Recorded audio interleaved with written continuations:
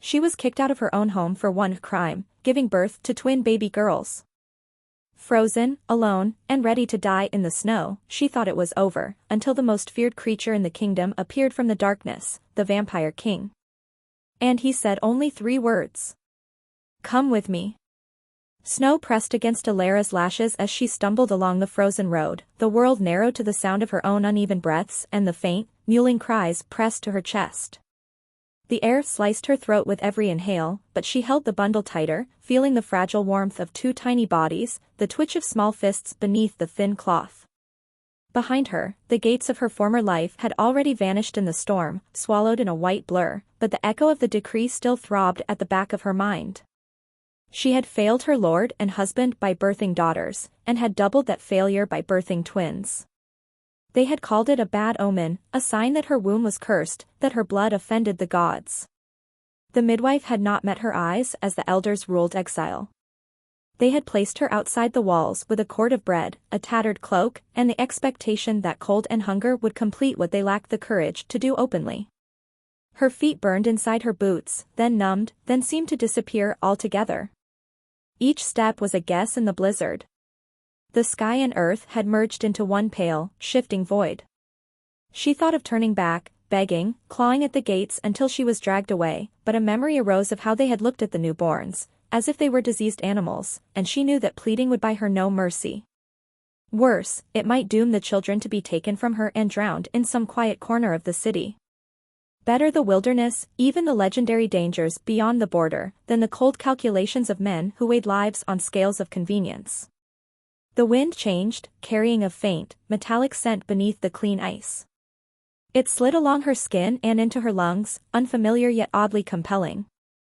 Stories from childhood whispered up from the depths of her memory, tales of the Nightlands and the king who ruled them, a creature who fed on blood, who stole foolish wanderers and kept them beneath the mountains. Mothers had used those stories to frighten children into obedience. Now, as shadows began to form ahead of her where there should have been only snow and emptiness, Alara found herself hoping that monsters were real. Monsters, at least, were honest about what they wanted. Humans wrapped cruelty in the language of honor and duty. Her legs gave out without ceremony. Knees plunged into snow that came to her thighs, the impact jarring her spine. The world swam in and out of focus. She managed to twist her body so that when she fell fully, the babies were cushioned by her chest and arms. The storm roared around them, a white wall. She felt the tremor of one infant's sobs fade into weak hiccups, then into cold stillness. Panic sliced through her exhaustion, forcing her to claw back a little wakefulness. She shifted the bundle, checking tiny faces for breath, for the faint flutter of life. Both chests moved, shallow and too slow, but they moved. Relief washed through her so sharply it made her dizzy. She tried to rise again and could not. Her muscles trembled at the mere attempt. Her body had already been depleted by pregnancy and childbirth, exile into the snow had drained whatever remained. Here, at the edge of her strength, fear drained away too, leaving only a quiet clarity.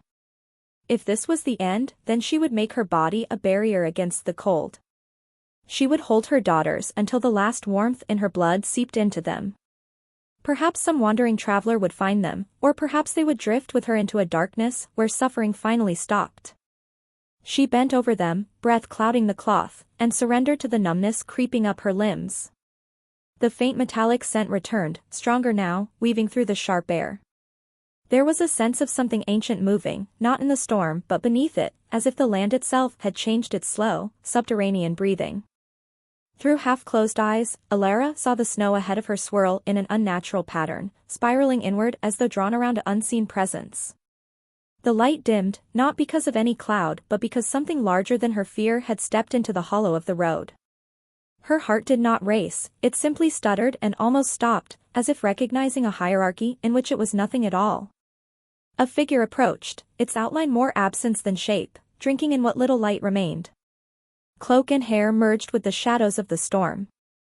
The snow did not cling to this being, it seemed to veer away, dissolving before it could touch. Alara could not make out the face, only the pale gleam of skin, the sense of eyes that saw through layers of flesh and memory. Old stories named this presence without needing spoken confirmation. Vampire. king of the creatures who hunted the borders of human lands, tyrant of legends, collector of souls. She had grown up swearing to gods that she would never stray near his domain, and now she lay at its threshold with her children in her arms, her entire life down to 3 beating hearts and a ragged cloak. She expected hunger in that gaze, or mockery, or the idle curiosity of an immortal who sees mortals as insects. Instead, she felt an assessment more complicated, as if he were weighing more than her body. It felt as if he were listening to something inside her chest, something beyond the human rhythms of pulse and breath. His attention shifted, subtly but unmistakably, to the bundle. An almost physical pressure moved across the infants, as if some invisible hand were testing the boundaries of their fragile souls. The snowdrift around them stirred and settled, accepting this intrusion without protest. Something in him changed. It was not softening exactly, there was too much age and power in him for gentleness to look as it did in ordinary men. But a new intent formed behind his stillness. He extended one hand, pale and slender, fingers long and precise, not touching, merely hovering above the bundled twins as though acknowledging them. In that moment, Alara understood that he recognized something she did not. The babies she had been punished for bearing were not a curse to him. They were a signal, perhaps, or an answer to a question he had been asking the world for a very long time. The numbness in Alara's body threatened to pull her under, but the weight of his presence anchored her in the moment. The storm's roar seemed to recede. Her thoughts slowed and focused around a single realization. Her world had already cast her aside. Whatever this king of shadows wanted, it could not be worse than freezing nameless and forgotten on the border road. If there was any chance that her daughters would live, she would accept it, whether it came wrapped in sunlight or darkness. He moved then, in a blur almost too fast to follow, yet every motion precise. One arm slid beneath her knees, another supported her back, lifting her as easily as a parent gathering a sleeping child. The bundle remained pinned securely between them, his cloak flaring to shelter all 3. Warmth radiated from his chest, not the warmth of human blood but a steady, unnatural heat, like stone that had absorbed centuries of underground fire. The storm bent around his form as he turned, the snow parting to reveal a path that had not been there before, descending into the earth. Alara felt the drop in light as they passed beneath an overhang of rock. The wild howl of the wind was cut off as though a door had been closed on the world. She did not resist. There was nothing left to resist with. Her body sagged in his hold, surrendering its weight. Beneath the layers of exhaustion and fear, something stirred that she had not felt even on the day she had learned she carried life within her. It was not hope exactly, but the faint suspicion that her story had not ended at the gates where they had cast her out. The path sloped downward into darkness that smelled of stone and ancient water and old blood. She clung to the only truth that mattered now. Her daughters still breathed, warmed between her and the creature who had chosen not to leave them on the roadside. As the last trace of daylight vanished behind them, Alara let her eyes close. The surface world, with its rigid rules and cruel judgments, fell away like a discarded skin. She drifted into a sleep laced with fragments of snow and shadow, unaware that every step the Vampire King took was reshaping not only her fate, but the delicate balance between his world and hers. The first thing Alara noticed upon waking was warmth, thick and pervasive, soaking into her bones. It felt unnatural after the bite of the storm, almost oppressive, like a heavy blanket she was not yet ready to bear. Her eyelids fluttered open to dim, steady light that seemed to come from no single source. The ceiling above her was carved stone, vaulted and ribbed like the inside of some enormous, petrified creature. Pale veins of mineral glimmered faintly along the curves, catching and releasing light in soft pulses that suggested the passage of distant water or slow, subterranean life.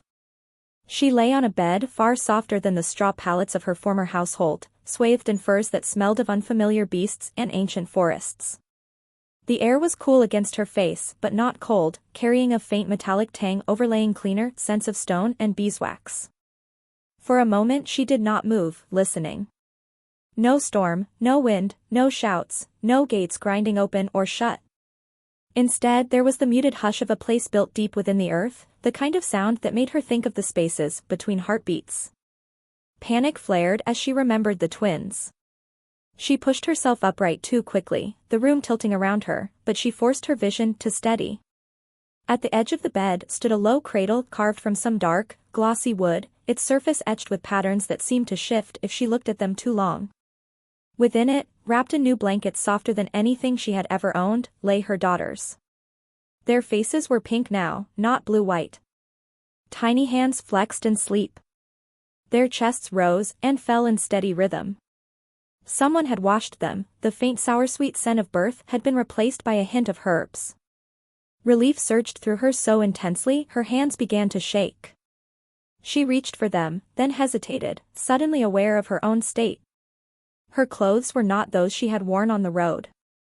The torn, blood-stained gown and failing boots were gone, replaced by a simple but finely made garment that fell to her ankles, its fabric smooth against her skin.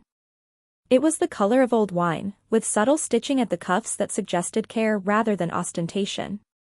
Clean bandages wrapped her abdomen where the muscles still ached from childbirth and the strain of exile. Someone had tended her.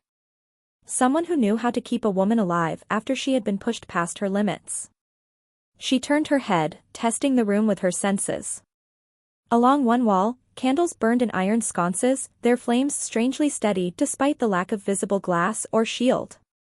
Shelves lined another wall, filled not with decorative objects but with books, rolls of parchment, and jars of substances that caught the faint light in glints of red and gold.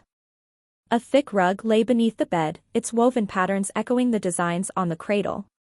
Beyond an archway, she glimpsed another chamber where more light glowed, greenish and soft, as though filtered through leaves. Her mind circled, searching for explanations. Palatial rooms did not exist in the border wilds. She had heard of noble hunting lodges, fortified outposts, even monasteries tucked into the mountains, but this place bore none of those marks. It felt older, cut into the earth with a patience that belonged to something that measured time differently. Her memory reassembled fragments of the journey downward, the feeling of descent, the press of stone overhead, the brief flickers of torchlight against rock, the silent passage of pale figures in distant tunnels, their eyes gleaming briefly as they watched the king carry her past. The king. The realization returned like a hand closing on her spine. She remembered his presence on the road, the weight of his gaze, the way the storm had seemed to bend around him. He had brought her here, wherever here was. She could not tell how much time had passed. Her body felt less raw, the fatigue dulled from knife-edge to heavy, but the memory of the blizzard was still sharp. Perhaps only a day, perhaps less. Time, underground, might not obey the measures she knew. She drew the cradle closer and brushed her fingers over the nearest infant's cheek, half expecting to see some visible mark of change, some sign that being in this place had altered them. The baby stirred, leaned into her touch, then settled again. They seemed ordinary, impossibly small, utterly unprepared for the world that had turned on them before they had even properly opened their eyes. Yet something in the air around them felt different, a faint humming at the edge of perception, as if the chamber itself were paying attention. Footsteps approached beyond the archway, nearly soundless but distinguishable in the quiet. Alara's muscles tensed instinctively. She turned, shoulders squaring despite her lingering weakness.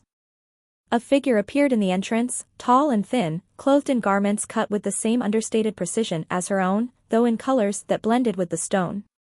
Skin pale as limestone, eyes a muted shade of crimson that had nothing to do with human bloodlines. Not the king, this presence carried authority of a different sort, the practiced ease of someone who manages details beneath a greater power. He entered without hurry, hands empty and visible. His gaze swept over her, taking in her posture, the cradle, the state of the room. There was no overt threat in him, but neither was there the deferential softness of a servant in a mortal household. This was a being who belonged here as naturally as air, and who saw her as a guest to be assessed, not an owner to be flattered.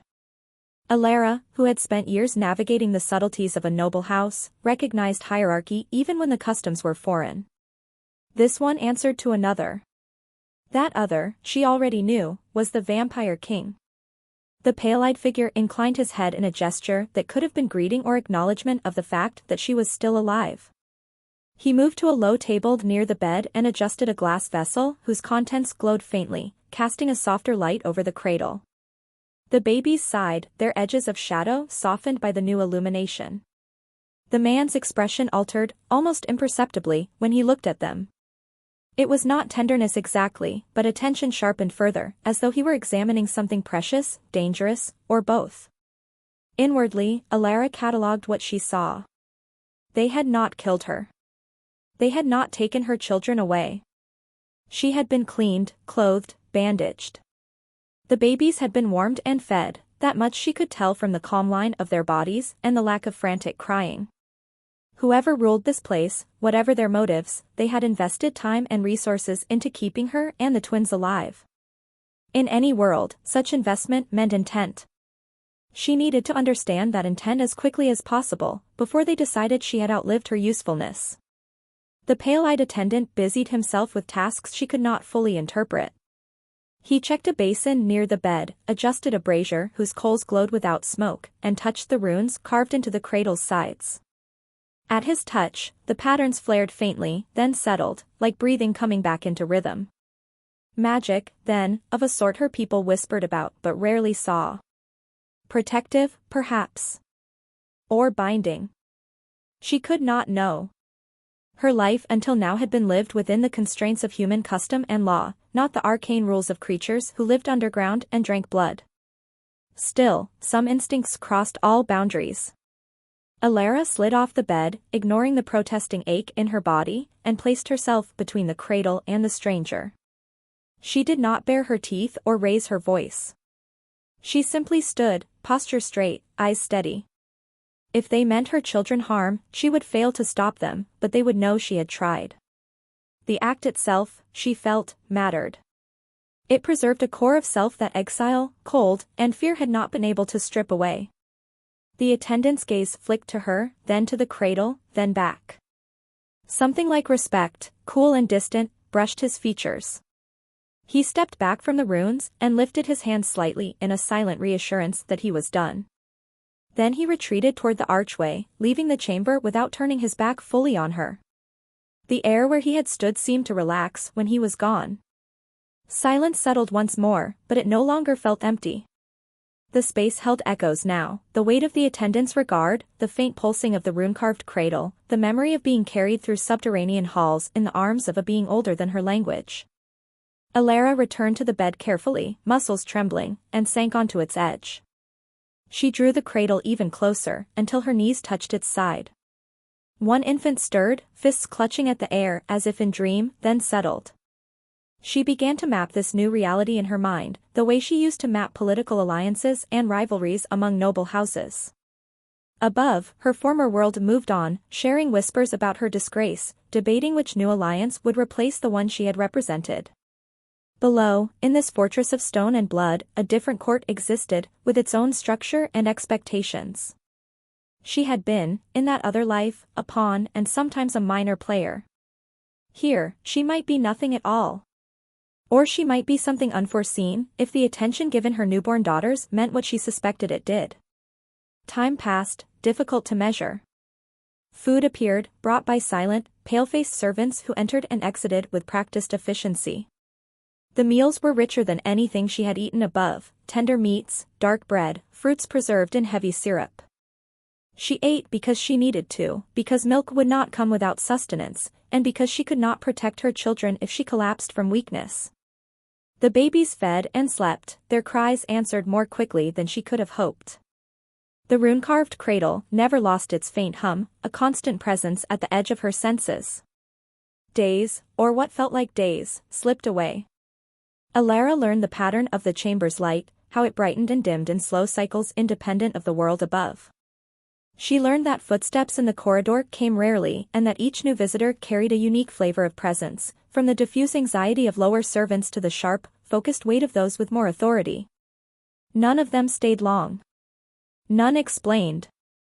Yet the very lack of overt hostility became its own message. They were waiting for something. Or someone. When he finally came, the energy of the room altered before he even crossed the threshold. The stone seemed to hold its breath. The runes on the cradle shivered faintly, as if recognizing their maker or their master. Alara, who had been tracing idle patterns on one infant's wrist, felt the shift in the air and straightened without consciously deciding to move. Her heart, which had been steady for days, stumbled and quickened, as if recalling the road and the blizzard and the impossible figure who had lifted her from the snow. The Vampire King stepped into the chamber with the slow assurance of one who owns not only the space but the rock and silence around it. He had not changed, of course, beings like him did not. The same pale skin, the same dark hair, the same eyes that held too many years to be fully readable.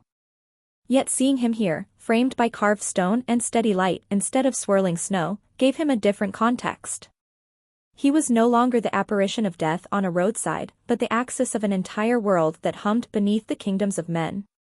Alara's instinct urged her to bow, to prostrate herself, to do something to acknowledge the vast disparity between them. Another part of her, the part that had walked into exile without begging, that had stood between the cradle and the pale-eyed attendant, held her spine straight. She did not approach him, but neither did she shrink back. She remained where she was, close to her daughters, tethered to the only role that mattered now. Mother. Protector. Bargina, if it came to that. He looked at her first, holding her gaze long enough for her to feel the weight of it, then shifted his attention to the cradle. For a moment, the air in the room seemed to thicken. The twins, asleep only a heartbeat before, twitched. One small fist opened, fingers splaying as if grasping for something unseen. The other infant's eyelids fluttered, though they did not wake. A faint vibration passed through the carved wood, into Alara's knees, and up into her bones. In that connection, she sensed a thread running between king and children, inhuman and yet intimate. Something in his expression changed, minutely. Not softened, but deepened. An ancient patience sharpened into purpose. Alara understood then that her daughters were not incidental to his decision on the road. They were the core of it. Whatever path lay ahead, they were its center. She, their discarded mother, sat at the edge of a story larger and darker than anything she had known above. A story in which monsters might be protectors, and where the rejected and unwanted might become something dangerous in their own right. Life in the Vampire King's fortress settled around Alara in layers, each new understanding revealing itself only when she had grown used to the last. The first layer was simple survival, feeding, washing, and soothing the twins, rebuilding her own strength with rich foods and enforced rest, allowing the healers, pale, quiet figures whose hands moved with extraordinary precision, to check her wounds and monitor the infant's health. They brought strange herbs and tinctures that smelled of iron and crushed flowers, applying them with a care that belied their otherworldly appearance. Under their attention, the ache in Alara's body slowly receded, replaced by a new, sturdier energy. The second layer was the rhythm of the fortress itself. Time did not flow here as it did under open sky. There were cycles of increased activity, when corridors filled with the sound of movement and low, murmured voices, and cycles of deep quiet, when the entire complex seemed to sink into stillness. The light in her chamber responded to these shifts, brightening to a gentle glow during waking hours and dimming to a softer luminescence when most of the inhabitants retreated to whatever rest their kind required. Alara learned to match these patterns, though she never felt entirely at ease without a sky to mark sunrise and sunset. Gradually, the boundaries of her world expanded. At first, she remained confined to her chamber and the adjoining room whose greenish light had intrigued her on the day she woke. When she ventured there, she discovered an underground garden, if such a place could be called that. The ceiling arched high above, carved and hollowed to allow some natural fissures to admit faint shafts of light from the surface. Those thin, distant beams were captured and refracted by hanging crystals, scattering them into a softer illumination that nourished a strange array of plants. Pale vines clung to stone walls, their leaves almost translucent. Clusters of mushrooms glowed faintly, casting gentle halos around themselves. In shallow pools, roots dangled into dark water, feeding unseen from minerals deep below. The garden was tended by a handful of figures who resembled the healers in their pallor and deliberate movements. They watched Alara with detached curiosity when she first entered, then, recognizing the mark of the king's protection in the subtle way she had come to carry herself, returned to their tasks. The twins slept in the rune-carved cradle in her chamber during these early explorations. She never strayed far enough that she could not hear their cries if they woke. When they grew a little older and more robust, she began to bring them with her, carrying each in turn against her chest, feeling their small bodies relax in the garden's humid air. It was in this space that she first noticed the third layer, the strange resonance between the fortress and her daughters. At first, she dismissed it as her imagination. When she stepped into the garden with one of the twins in her arms, some of the glowing mushrooms seemed to brighten, faintly, as if acknowledging their presence. The water in the pools rippled, though no breeze stirred the air. When she returned with the other child, the effect repeated, slightly stronger. The attendants' eyes lingered a moment longer than usual, their expressions nearly unreadable. Patterns, once glimpsed, could not be unseen. Elara began to test the phenomenon, within the limits she dared. She would hold one twin at the edge of the garden, watching the way certain vines twitched as if reaching, then step back into the corridor and note how the movement stilled.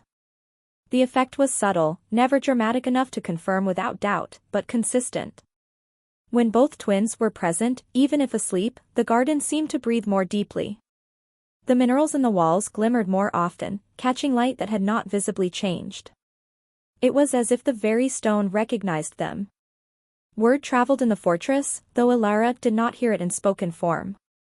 She sensed it instead in the way glances shifted when she moved through the corridors, in the altered routes of servants, in the increased presence of higher-ranking vampires in places they had previously ignored. Once, she caught sight of a group of them standing at the far end of the garden, cloaks dark as oil, eyes fixed on the twins. Their stillness carried an intensity that made her skin prickle. They did not approach. They observed, measured, and then disappeared back into the shadows, leaving the plants to hum softly in their wake. The fourth layer of her new life emerged in the form of structured visits.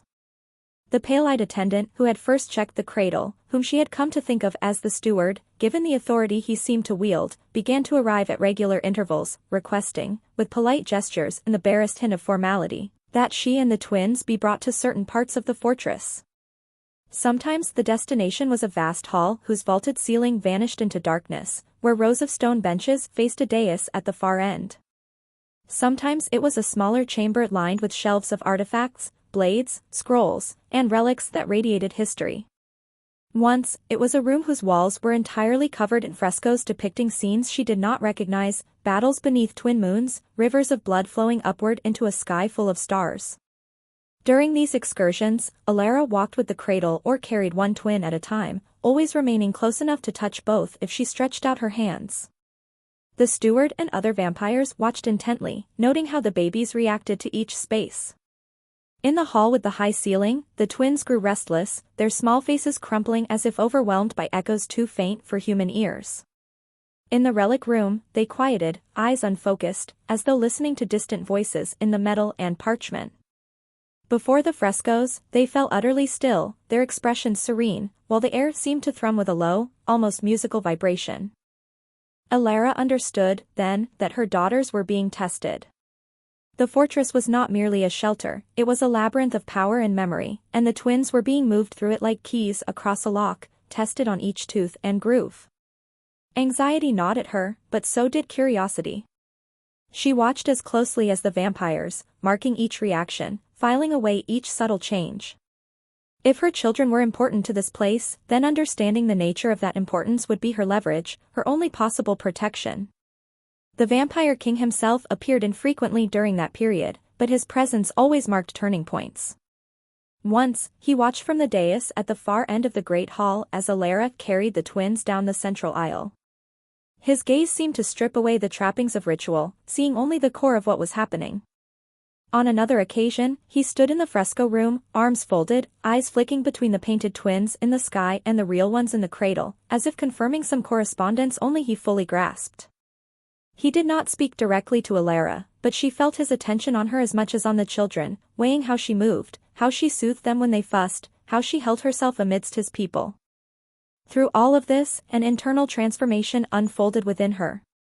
Above, in her old life, she had been a vessel for alliances, a means to cement bonds between houses, her value measured in dowry, lineage, and the potential sons her body might produce. Below, she began as a refugee, a curiosity, an incidental component of the twins' arrival. But as days turned into weeks, her role shifted. Vampires who once looked past her began to nod in acknowledgement. The steward's deference grew slightly more pronounced. Servants were quicker to respond to her unspoken needs. By caring for the twins in a place that clearly revered them, she had become, however tentatively, part of its delicate balance. She did not deceive herself with thoughts of safety. Power in this fortress belonged ultimately to the king and to those who shared his long perspective. Their kindness, when it appeared, was calculated, rooted in purposes she did not fully understand. Yet there was a difference between being a piece on a board and being a piece that others had learned not to ignore. She cultivated that difference carefully, never forgetting that her strength lay in the fragile, breathing lives she held. One quiet cycle, when the fortress's activity had ebbed and the lights in her chamber glowed at their lowest, Alara lay awake on the bed, the twins asleep in the cradle beside her. Her body rested, but her mind roamed. She retraced the path from the snow-choked road to this cavern of stone and history, measuring how much she had lost and what, unexpectedly, she had gained.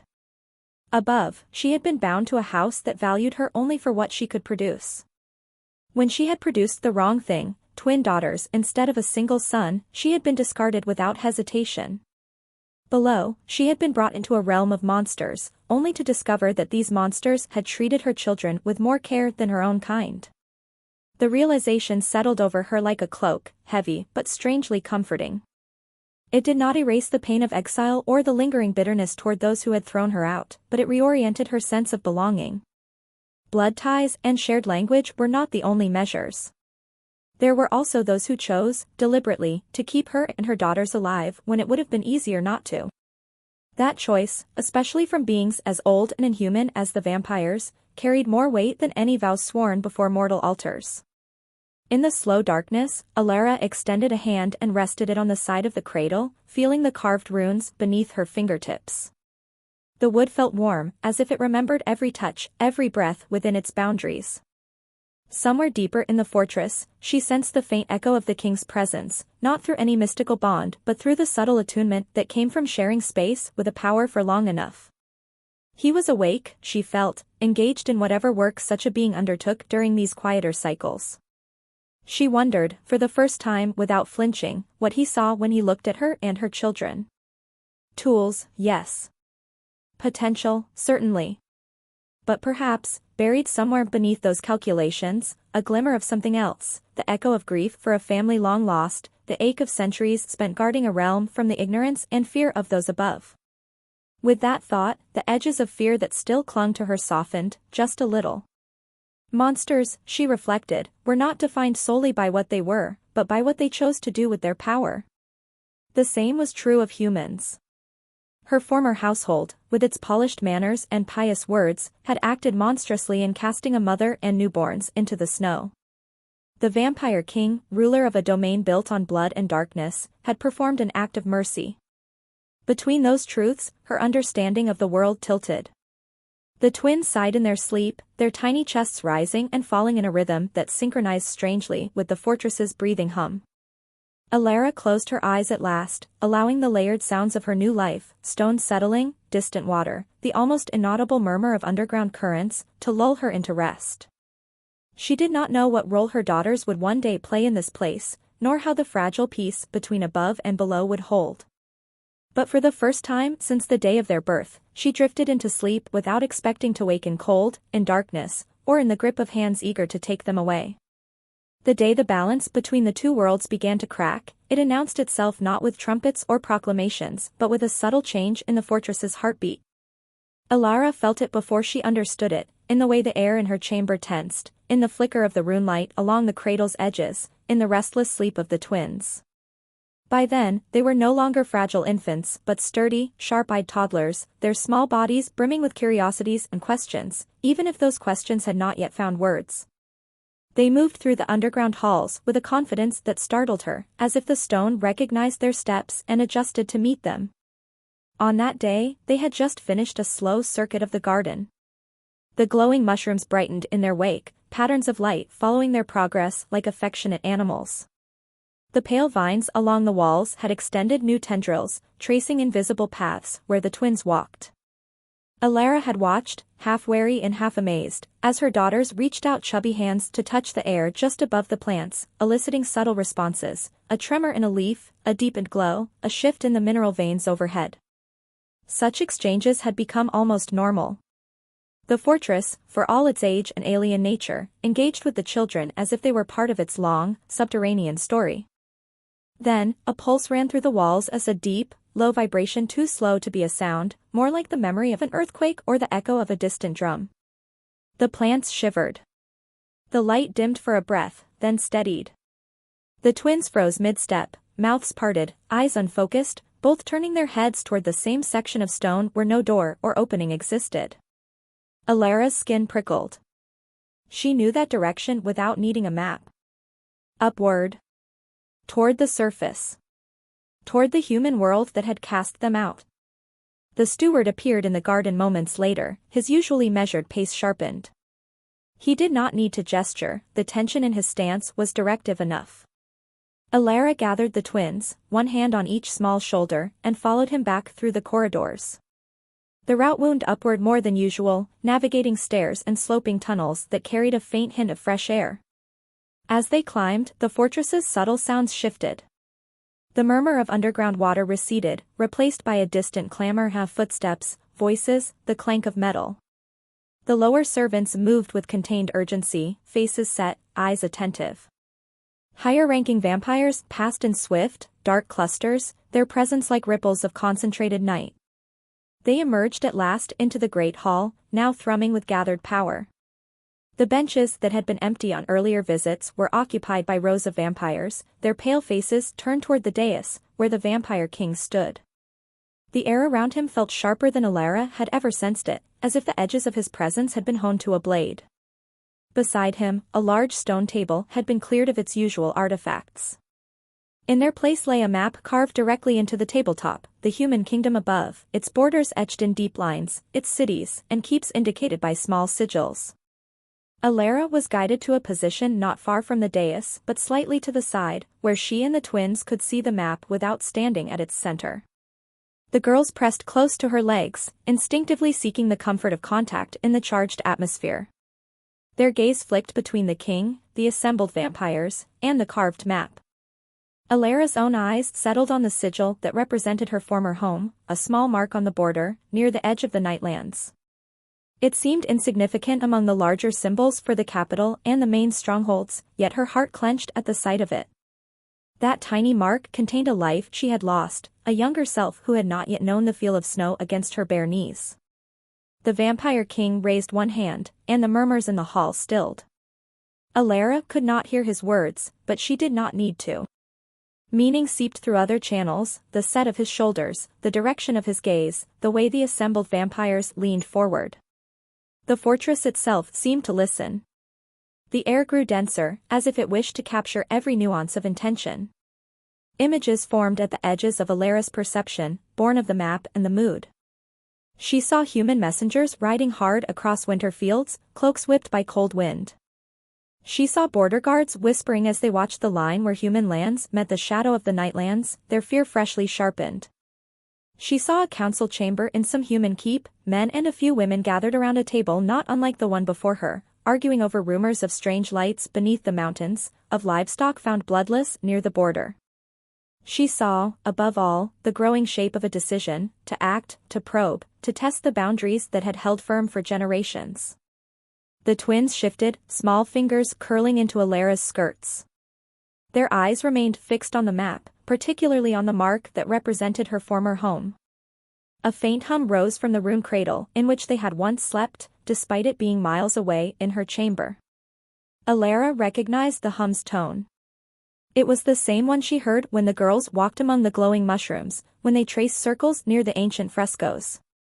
It was the sound of the fortress answering to their presence. She felt, in that moment, the threads that connected these disparate elements, human fear above, ancient power below, the fragile bodies of her daughters at the juncture.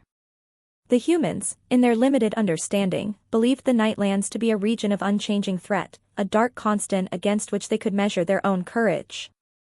They did not know that the realm they feared had evolved, that its king had taken in too small, cast out children who were slowly weaving themselves into its foundations. They did not know that in discarding Alara and her daughters, they had relinquished any claim to shape the future that now grew underground. The meeting in the Great Hall unfolded in layers of gesture, energy, and silent consensus. The Vampire King indicated points on the map. Other vampires rose, approached, and responded. Some forms of motion carried the weight of militaristic plans, patrols to be strengthened, scouts to be sent closer to the surface, defenses to be shifted. Others hinted at subtle influences, contacts in human courts to be activated, rumors to be planted or redirected. Alara watched, absorbing the realization that this ancient realm did not merely react to human actions, it anticipated them, guided them, nudged them along paths that served its own interests. Yet for all their long perspective and strategic acumen, there was something new in the way they glanced, every so often, toward her daughters. It was as if the fortress's inhabitants, from king to lowest servant, sensed that the familiar script of conflict was being rewritten. The twins did not understand the specifics of the map, but they understood the tension. One of them, the slightly older by minutes and by temperament, reached out and placed her small hand on the edge of the stone table.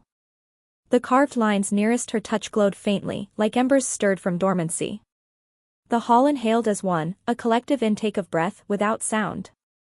Alara's heart hammered. She resisted the urge to pull the child back, knowing that drawing attention to the gesture would only magnify its significance. Instead, she remained steady, grounding herself in the feel of the other twin's hand clinging to her own. The Vampire King's gaze flicked to the glowing lines, then to the child, then to Alara. In his eyes, she saw a confirmation of what she had long suspected but rarely admitted, even to herself. Her daughters were not merely attuned to the fortress, they were beginning to interact with the fabric of the realms it connected. Their touch could awaken dormant pathways, perhaps even reshape boundaries. In the days that followed, reports flowed into the fortress from scouts and watchers. Humans were moving nearer to the Nightlands' edge, testing old wards, probing for weaknesses or opportunities. Some came with weapons, others with symbols of parley. A few foolish souls ventured too close and did not return, their fate serving as quiet reminders that the darkness did not exist solely to be feared, it also defended itself. The fortress's inhabitants moved with new purpose, their long-accustomed routines adjusting to accommodate increased vigilance. Alara found herself caught between two currents. On one side, the human world that had rejected her seemed intent on provoking a confrontation with the realm that had taken her in. On the other, the vampires, who had centuries of grievances and suspicions, prepared to respond in ways that could devastate the fragile lands above. She had lived in one world and now resided in another. Her daughters, however, belonged to both in a way neither side fully understood. That dual belonging, she realized, could be the tinder for catastrophe or the seed of something entirely new. The twins, still too young to grasp the enormity of the forces gathering around them, responded instead to the emotions that suffused the air. They became more clingy in restless cycles, more prone to sudden, inexplicable laughter in calmer moments.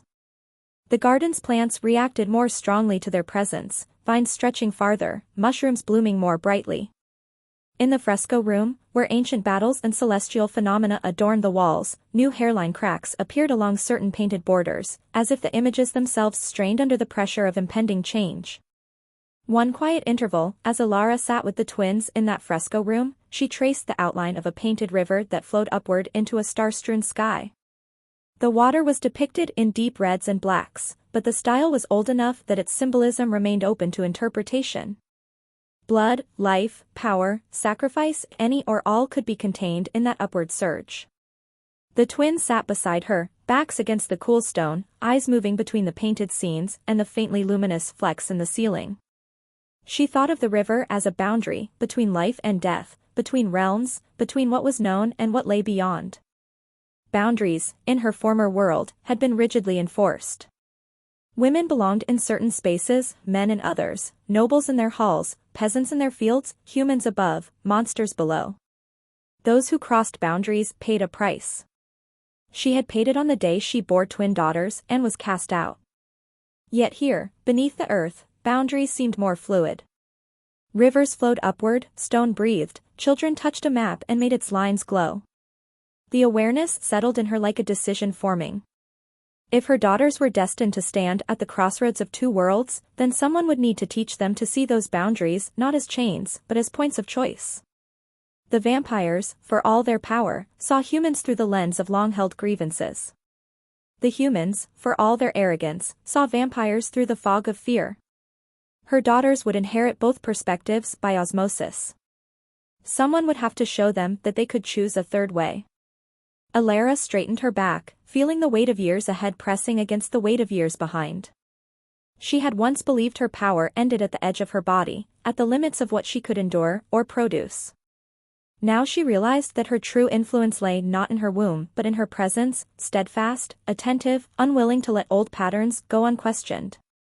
She could not dictate the course of kingdoms or command ancient beings.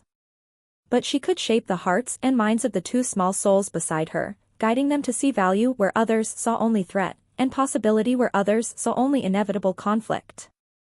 In the distance, somewhere near the border of snow and shadow where her life had changed, subtle forces were converging. Messengers rode, councils argued, walls were reinforced. Beneath it all, the Nightlands watched, ancient and patient. In its deepest halls, the Vampire King planned, weighing retaliation against restraint, survival against transformation. In a quieter room where frescoes blurred past and future, a human mother sat with her daughters and considered how to teach them to hold all of this without being consumed by it. The fortress's heartbeat quickened, then steadied. The twins leaned against her, warm and solid, unaware of the storm gathering on the horizon of their lives. Alara wrapped her arms around them, anchoring herself in the simple reality of their breathing bodies. Whatever came, she would walk into it with them, not as the discarded wife of a border lord, nor as a fearful guest in a monster's domain, but as a bridge no one had intended to build and no one yet knew how to cross. When the first human delegation requested entry into the Nightlands, the fortress responded like a living thing pricked by a thorn. The corridors tightened, guards shifted, and the flow of movement redirected to create a clear, controlled path from the upper tunnels to a reception hall seldom used. Alara felt the change even before the steward informed her that she and the twins were to attend. The request had come from a lord whose sigil she recognized from the carved map, a neighboring house to the one that had cast her out, powerful enough to speak for a portion of the borderlands, ambitious enough to seek advantage in any new arrangement. The delegation's arrival altered the air in the fortress. Human scents mingled with the familiar undertones of stone and blood, wool, leather, horses, sweat, traces of smoke from surface fires. The humans moved stiffly, wrapped in thick cloaks despite the fortress's steady temperature, eyes flicking to every shadow as if expecting teeth and claws to emerge at any moment. Their fear was almost a physical thing, clinging to them like a second skin. Yet beneath it ran other currents, curiosity, greed, and, in a few faces, a wary respect. The reception hall chosen for the meeting was neither the Great War Hall nor the Relic Room, but a space that blended elements of both. Its ceiling soared high enough to evoke grandeur, but its walls were lined with shelves containing objects from both realms, carved wooden icons from forgotten surface cults, blades of black metal forged deep underground, scrolls in multiple scripts. The floor was polished stone, smooth enough to reflect the shapes of those who walked upon it. At one end, a long table waited, flanked by chairs designed to accommodate both human and vampiric physiques. Alara took her place along one side of the hall, slightly behind and to the left of where the Vampire King would sit. The twins stood beside her, small hands tucked into hers, their eyes wide but unafraid. They had seen vampires in all their forms, humans, in comparison, would be merely another variation. Still, there was a charged significance to their presence. The steward had made their attendance explicit, and the glances they received from the assembled vampires confirmed that their role in this meeting, though unstated, was crucial. The delegation entered with the awkward pomp of those unused to being guests in a place they had been taught to fear. Their leader, a broad-shouldered man with weathered skin and a scar along his jaw, carried himself with the rigid dignity of someone determined not to show weakness. His eyes swept the hall, pausing on the artifacts, on the pale faces of vampires, and finally on the figure of the Vampire King as he took his place at the head of the table.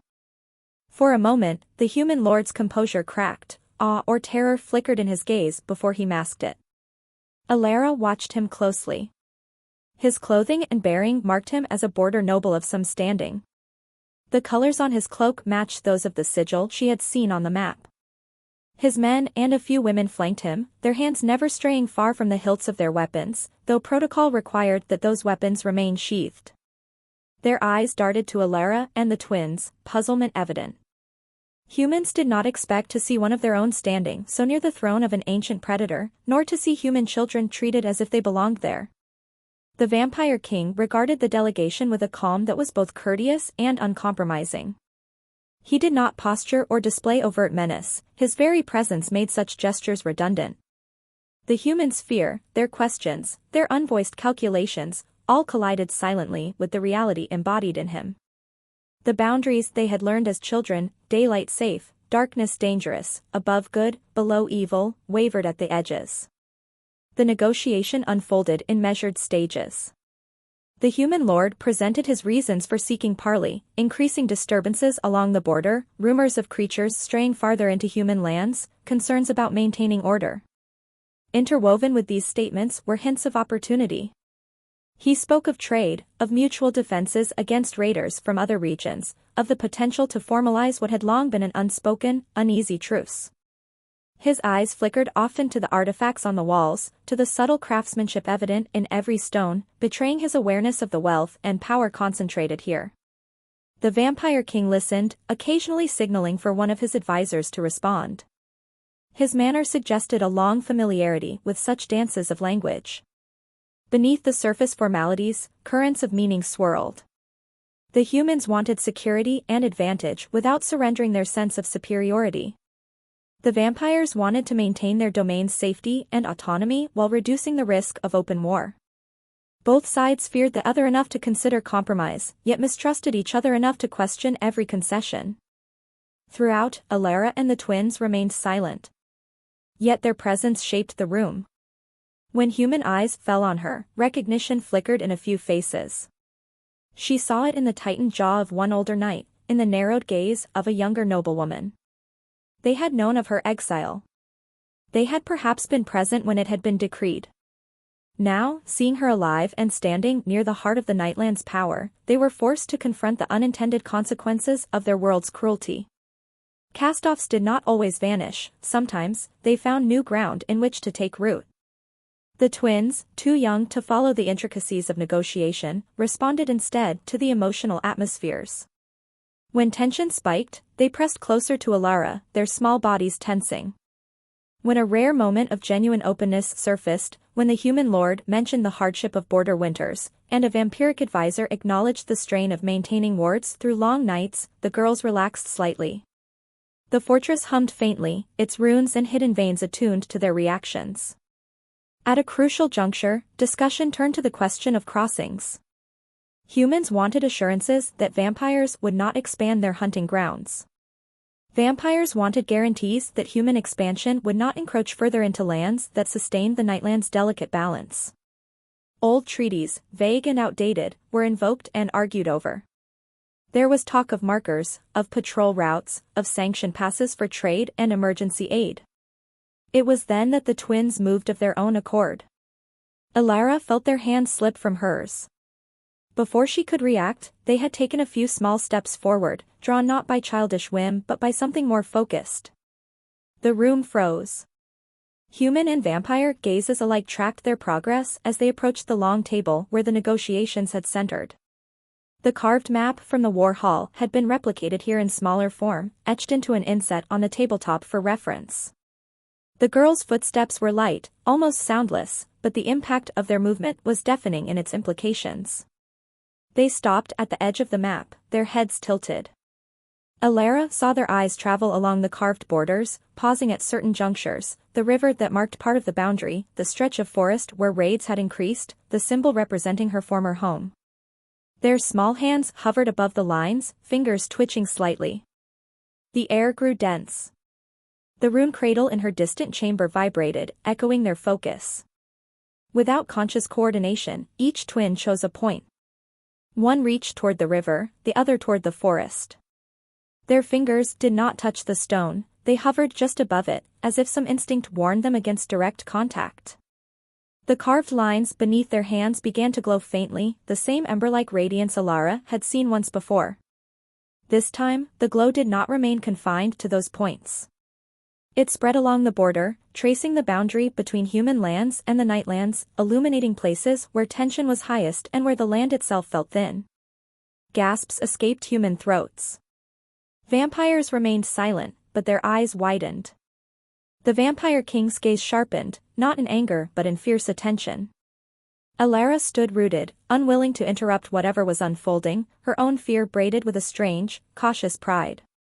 Her daughters, born into rejection, stood now at the literal and symbolic line between two realms, their inborn attunement to the fortress extending outward. The glow along the border flickered, then settled into a pattern, thicker in some stretches, thinner in others. It revealed choke points and vulnerabilities, potential crossing spots that could either be fortified or opened. Both sides saw it. The human lord's eyes darted to the river, where the glow concentrated, and to the forest, where it thinned. He understood that the land itself, shaped over centuries by human and vampiric presence, held information neither side had fully read. The twins, without training, simply made that information visible.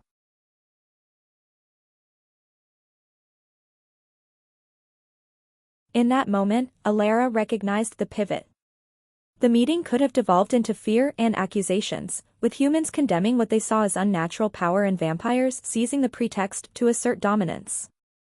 Instead, something quieter occurred. The Vampire King did not react with possessive zeal or triumph. He regarded the twins with a look that combined ancient sorrow with new calculation, then turned to the human lord. The human, for his part, could have recoiled, could have declared the children abominations. Instead, he looked at Alara, at the scar along his jaw, at the memory behind her eyes. Within that shared look lay the unspoken history of border suffering, winters survived only through tenuous trade, farms lost to raids from both sides, children buried because no one had been willing to cross a line to ask for aid. The twins' display of power did not erase that history, but it offered a different lens. The boundaries depicted on the map were not immutable divine decrees, they were lines drawn, enforced, and altered by the choices of those with power. Now, two small beings stood poised to redraw them.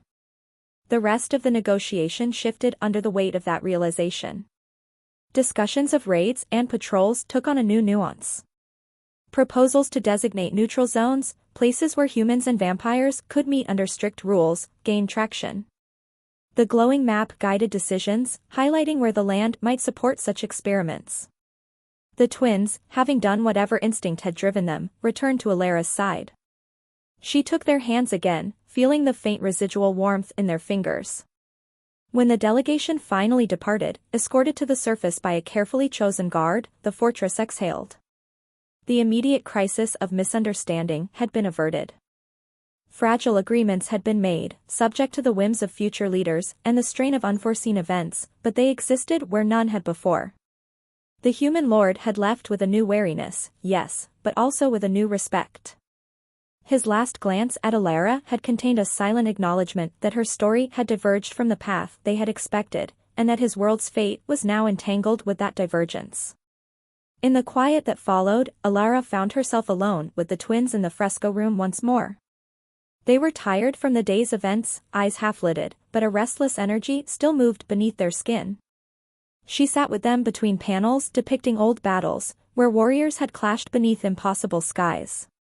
Those images, once the only script for interactions between realms, now felt incomplete. The girls leaned against her, their small bodies warm and solid, grounding her in the present. She thought of boundaries again, and of bridges not made of stone or wood, but of choices. The Vampire King had chosen, on a snowy road, to lift an exiled woman and her newborn daughters from the edge of death. The fortress had chosen, in countless small ways, to nurture rather than consume them. A human lord had chosen, however reluctantly, to sit at a table in a place his people called cursed.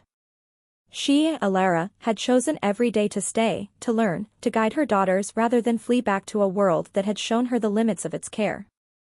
In that web of choices, something new had begun to form, fragile as a spider's silk, yet capable of holding surprising weight if woven carefully.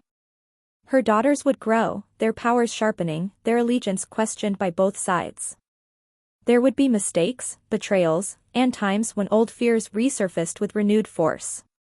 Yet the image of the glowing border on the map remained in Alara's mind as a promise. Lines could shine not only as warnings, but as guides to where understanding was most needed. She drew the twins closer, breathing in the scent of their hair, a mixture of underground herbs and the indefinable note that belonged only to them. Their hearts beat against her sides, quick and sure. Beyond the walls, snow might be falling again, or the sun might be shining on fields she would not see for years. Down here, in the heart of the Nightlands, a human mother and her half-mythic daughters rested beneath frescoes painted by hands long turned to dust. Above them, an ancient king adjusted his realm's defenses, now considering not only survival but the possibility of coexistence. Alara closed her eyes, feeling both exhaustion and a stubborn ember of determination. She had been thrown out for birthing twin daughters. She had been expected to vanish into the landscape, a forgotten casualty of tradition. Instead, she now sat at the nexus of worlds, her discarded children lighting paths on maps carved in stone. The story she was in no longer matched the one she had been told as a child. Monsters were not always what they seemed. Nor were mothers who refused to let their children be defined by fear. In the slow breathing of the fortress, in the steady rise and fall of the twins' chests, in the faint hum of stone that had accepted them as its own, Alara heard the shape of the future. It would not be easy or simple, and it would not always be kind.